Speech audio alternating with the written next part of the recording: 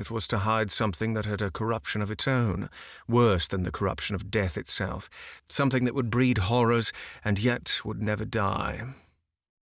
What the worm was to the corpse, his sins would be to the painted image on the canvas. They would mar its beauty and eat away its grace. They would defile it and make it shameful, and yet the thing would still live on. It would be always alive. He shuddered, and for a moment he regretted that he had not told Basil the real reason why he had wished to hide the picture away. Basil would have helped him to resist Lord Henry's influence and the still more poisonous influences that came from his own temperament.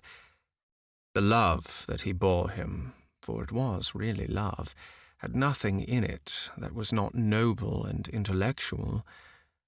It was not that mere physical admiration of beauty that is born of the senses, and that dies when the senses tire. It was such love as Michelangelo had known, and Montaigne and Winckelmann and Shakespeare himself. Yes, Basil could have saved him, but it was too late now. The past could always be annihilated. Regret, denial, or forgetfulness could do that. But the future was inevitable. There were passions in him that would find their terrible outlet, dreams that would make the shadow of their evil real.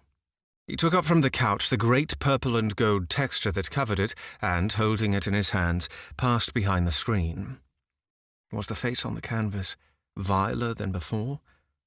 It seemed to him that it was unchanged, and yet his loathing of it was intensified. Gold hair, blue eyes, and rose-red lips, they were all there. It was simply the expression that had altered.